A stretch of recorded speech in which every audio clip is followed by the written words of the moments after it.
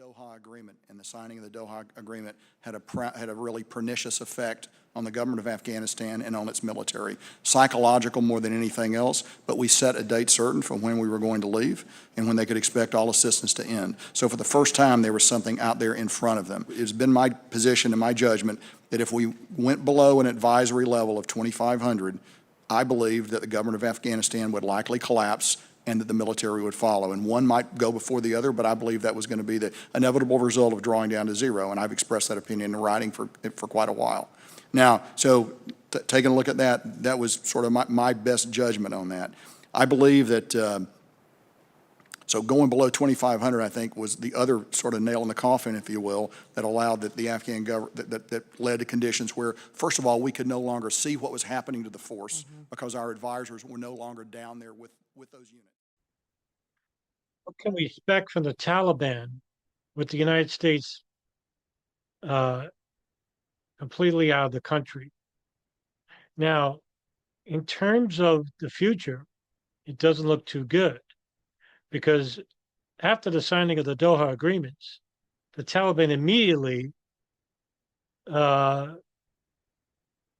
neglected many of the bulletin points outlined in the agreement itself. For those who don't know, the Doha Agreements were or known as the Agreement for Bringing Peace to Afghanistan, which was signed on February 29, 2020 in Qatar, home of the Hamas resistance, right, the leadership. And this was to end the 20-year war within the country and negotiated for the United States by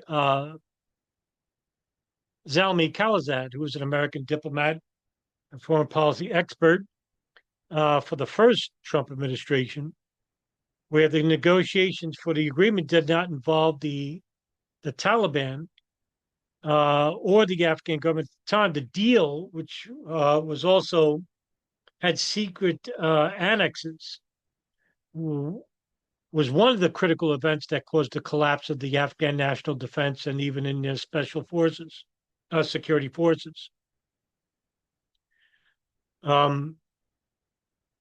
Adhering to the conditions of the deal, the United States drastically reduced the number of U.S. air raids. And without a key advantage in keeping the Taliban in bay, this resulted in abandonment within the ANDSF, which is the Afghan National Defense Security Forces, which liquidated later on. Now, the terms of the agreement stipulated fighting restrictions for both the United States military and the Taliban, and provided for the withdrawal of all NATO forces in Afghanistan in return for the Taliban's counterterrorism commitments, which, by the way, which was never recognized. Now, what I want to show you, basically, is an article or a bulletin here, which was in 2021, and it was from the Senate Armed Services Committee, where the General Mark Milley, Army General Mark Milley, where he told the panel that when President Joe Biden was inaugurated in January, the situation in Afghanistan was at a stalemate with roughly 10,000 U.S. and NATO troops in the nation. But I want to read, is right over here. I want to say it was here, right in this point. So look at this. Read along with me. It says, this is Milley, quote, "It is clear, it is obvious that the war in Afghanistan did not end on the terms we wanted, with the Taliban now in power in Kabul," Milley said. "Although the non-combatant evacuation operation was unprecedented as the largest air evacuation in history, evacuating 124,000 people, it came at an incredible cost to 11 Marines." Well, that's incredible. "One soldier and one Navy corpsman. Those 13 gave their lives to the people that they never met will have an opportunity to live in freedom. And we must remember that Taliban was and remains a terrorist organization, and they still have not broken ties with al-Qaida." Milley said He doesn't know if the group can consolidate power in the country or if the country will further fracture into civil war. But I'm going to talk about that in a minute. But we must continue to protect the United States of America and its people from terrorist attacks coming from Afghanistan. That's key. A reconstituted al-Qaida or Islamic State with aspirations to attack the United States is a very real possibility. And this is a constant theme that we're hearing more and more now. Fast forward 4 years later with Milley's statement before the Senate Armed Services Committee. So, during the latter stages of the U.S. Fight against the Taliban, it was noted that the CIA had been using Afghan paramilitary forces. Now, just like in Operation Cyclone, where they were indirectly providing weapons through the Pakistan ISI to Afghan proxy forces like the Northern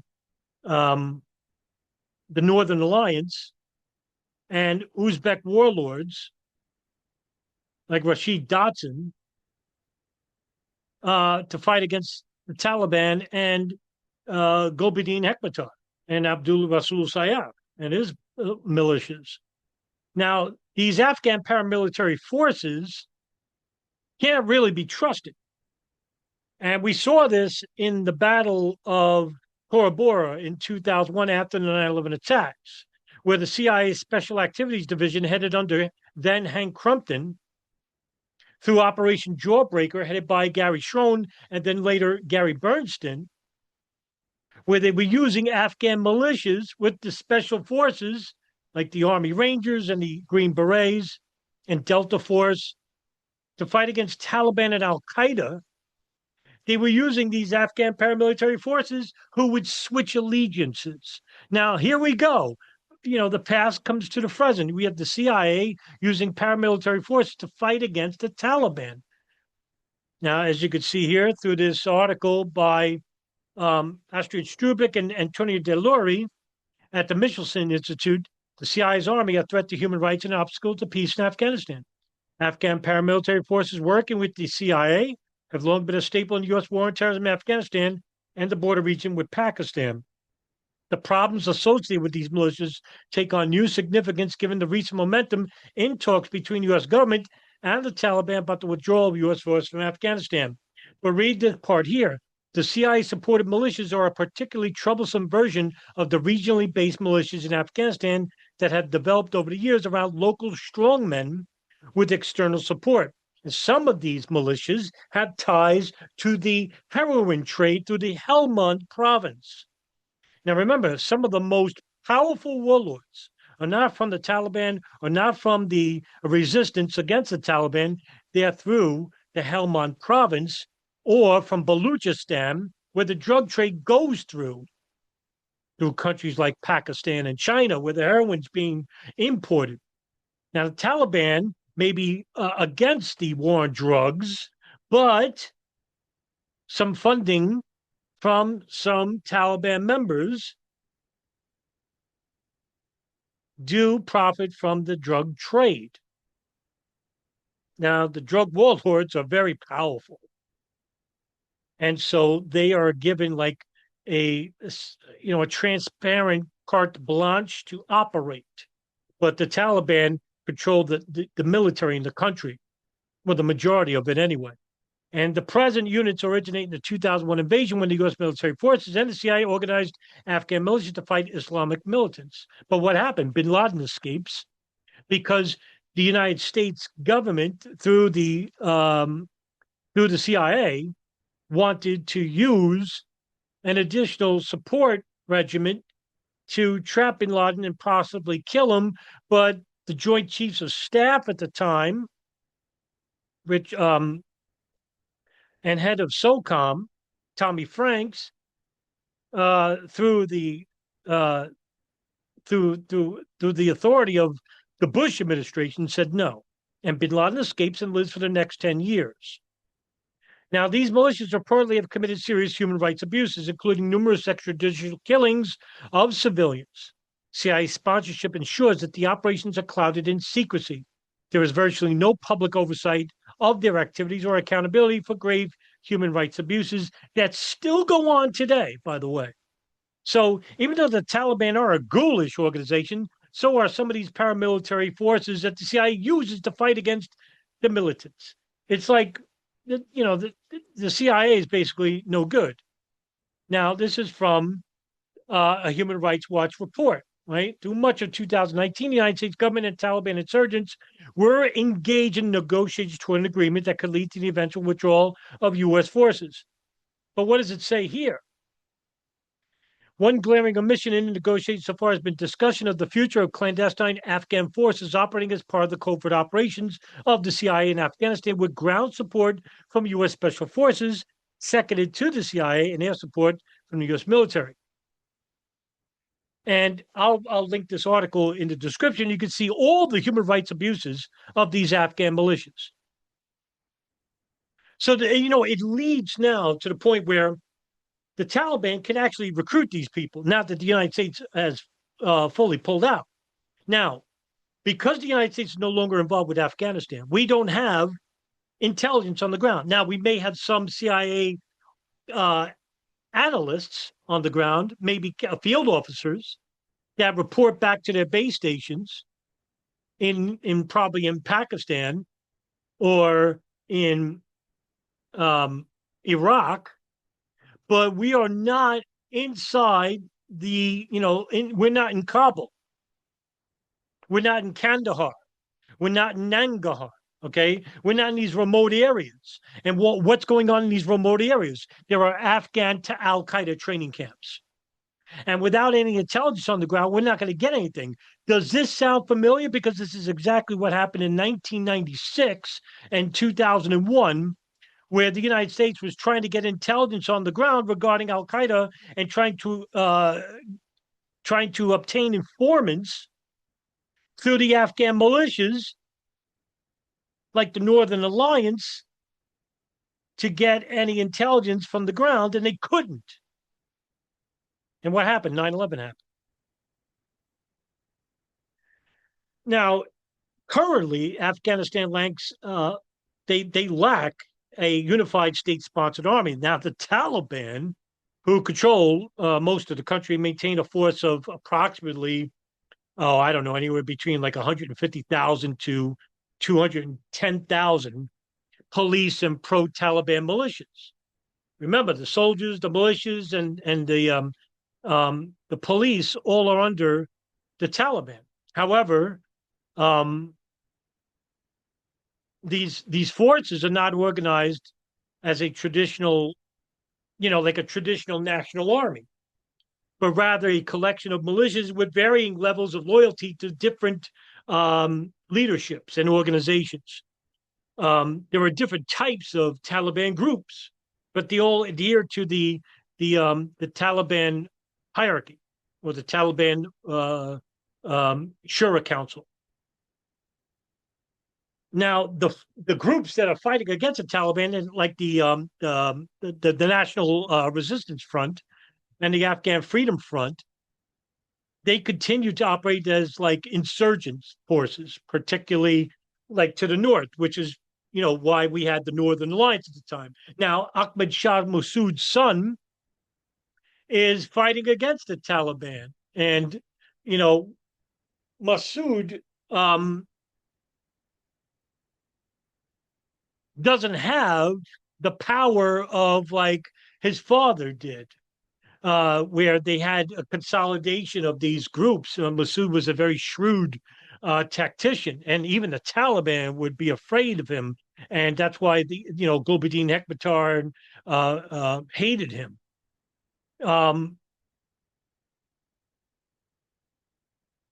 With the fall of Panjshir in 2021, after the U.S. pullout, the National Resistance Front basically lost a lot of power. So it's just a matter of time before the Taliban take over the entire country because they have the numbers.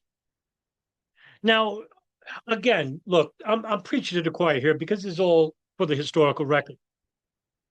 But, when the United States pulled out, and now that we don't have any intelligence on the ground, it basically comes down to how long will it be that the Taliban lives up to the Doha Agreements, which they haven't, and would they put a leash on al-Qaida, which they haven't. Now, according to this NBC News article, CIA official, Deputy Director David Cohn, predicted Afghanistan would become a terrorist launching pad after U.S. exit did not come to pass.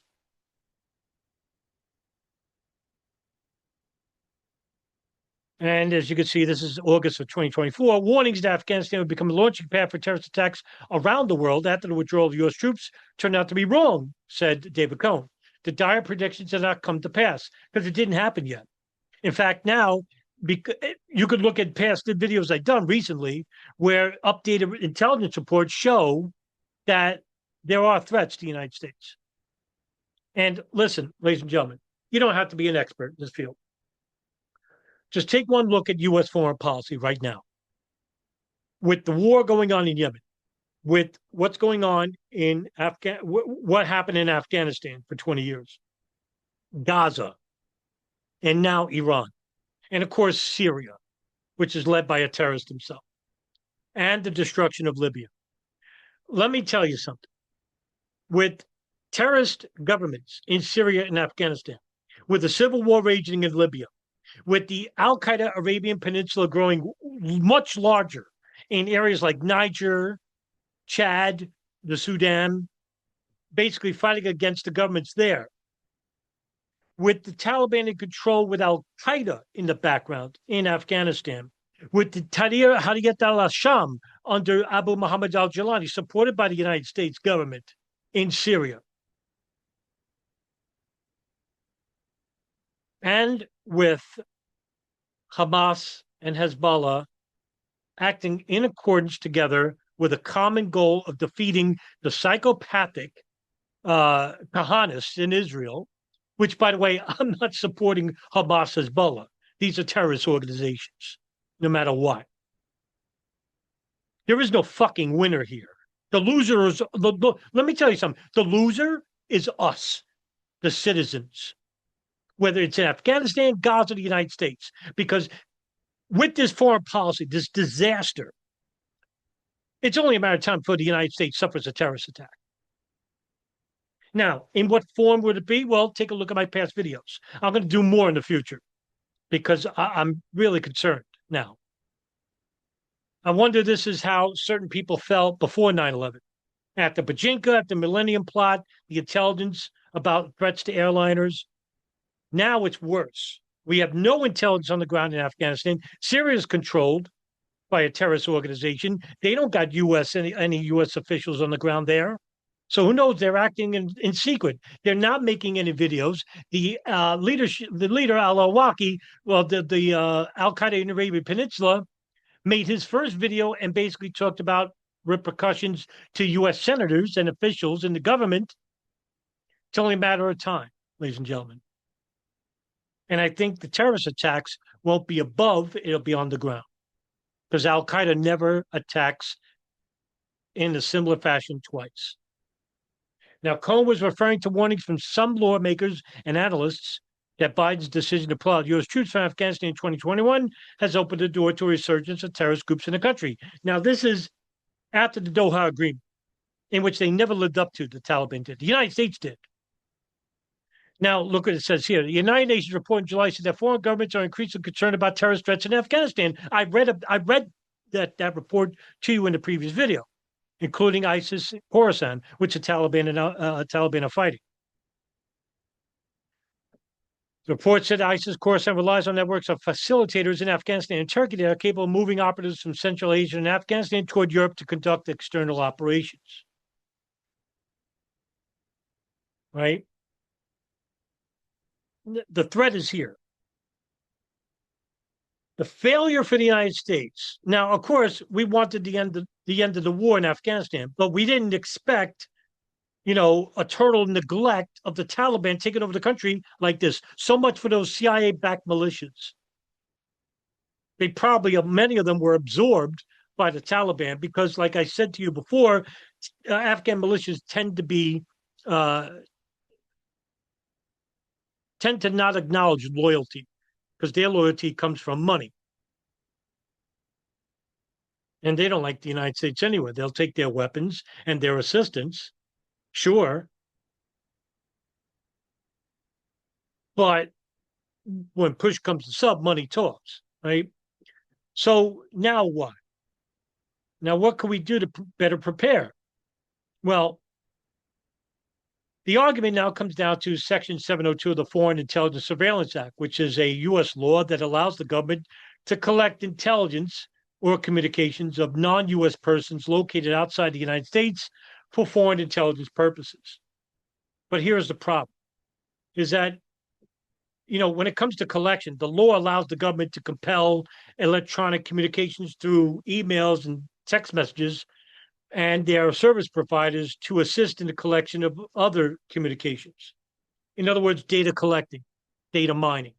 And when you have backdoor searches, which was, abuse of power by the NSA, and then you have the Oversight Committee, which is overseen by the Congress and the executive branch, there's a lot of controversy around this. And the controversy is that the law has faced criticism regarding its impact on civil liberties and privacy, particularly the potential for misuse of backdoor searches and incidental collection of Americans' data. And I could see this, ladies and gentlemen, if there is a terrorist attack in the United States and we need to collect data on al-Qaida or ISIS in Khorasan or as-Sahab in North Africa, well, what about the people inside the United States who has contact? Now, of course, now we're going back to conspiracy, right? Well, if we have contacts in the United States that were providing assistance to these groups, or people that are suspected of providing assistance to these groups, well, the laws that were enacted under the Bush administration after 9/11 are going to come back tenfold here. And the Geneva Conventions for these people will not apply. That means that I can actually see, I'm not saying this is true, but I can actually see people under the Biden left, classic liberals, far leftists, to be persecuted under these draconian measures, under these abuses of civil liberties, because these are the people that were for immigration and for open borders. And because of this, these terrorist groups were allowed to come into the country using the northern border near Vancouver or Toronto and British Columbia, and the southern border near Texas and Mexico. That's if this scenario played out the way that I think it's going to happen. But again, there's a lot of speculation there, right? But I'm just trying to give you a heads up about a reasonable scenario regarding a terrorist attack inside the United States, which I could be totally wrong. Like I said, I'm willing to be wrong here, but I'm trying to prepare you. If this scenario sounds feasible to you, let me know in the comment section. But I'll end it like this. I'm going to make more videos in the future about this current worry of mine, and that I think that the terrorist attack will be, like I said, blamed on Iran or blamed on a combination of Iran and Afghanistan. And then we'll have a wider regional war with, these jihadists in Afghanistan and Syria, maybe, and Iran. And, if everyone gets involved, we're fucking fucked. But who's going to be really fucked is us, because we'll be fighting within. And because we'll be fighting within probably pretty violently, because I can see these Second Amendment conservatives basically violently reacting to these Biden supporters because of this massive terrorist attack that killed, maybe thousands of Americans, and it's their fault. Like a mini, sectarian divide, so to speak. And that's how the United States government will get involved through the local and federal agencies to implement, these, restrictions that will that will look like regarding the COVID era, or something to that effect. But I don't want to go too much off the fucking wagon in conspiracy land, but we failed in this regard. Yes, we pulled out of the war in Afghanistan, which is a good thing, but we didn't expect a total ignorance, total unacknowledgement of leaving behind billions of dollars of weapons. I mean, fucking God's sakes, fucking ladies and gentlemen. I mean, either that's the most grossest act of malfeasance we've ever seen in the last 20 years, or we the government wanted that to happen to arm the Taliban so that we could fight them later on, right? So that the war on terrorism could always continue. What else do we? I mean, did they not think that by leaving behind all these weapons that they were going to take over the country, the Taliban? They did not know that the militias would basically fall apart or change allegiances. I mean, the New York Times even reported on this, that former officials at the Department of Defense would later come out and criticize the State Department's ignorance on the matter under, the first president, the first administration of Donald Trump, and of course the Biden administration, even the Obama administration, because that's where this mess really started, under Obama, where we basically didn't commit to Afghanistan like we should have, to eliminate the threat completely, which we could have done or come close to, and we didn't even come close to that. So now al-Qaida exists. They're bigger than ever, and Taliban is bigger than ever. And, it's just a matter of time before they react to our disastrous foreign policy and our backing of, those psychopaths in Israel. This doesn't mean that I'm backing the Iranian mullahs, or I'm backing Hamas, or I'm backing, the Taliban or the Islamic State in Khorasan. The U.S. government, these jihadist organizations, the Syrian government, and the Israeli government are all evil. And let's not forget the Saudi Arabian government, which is, one of the worst and most immoral governments in the history of the world, which is the Saudi kingdom under King Salman and his fucking criminal family that took over the country by force. So, all right, guys, listen, thank you very much for tuning into the video, and stay safe and be alert, everybody. Be alert.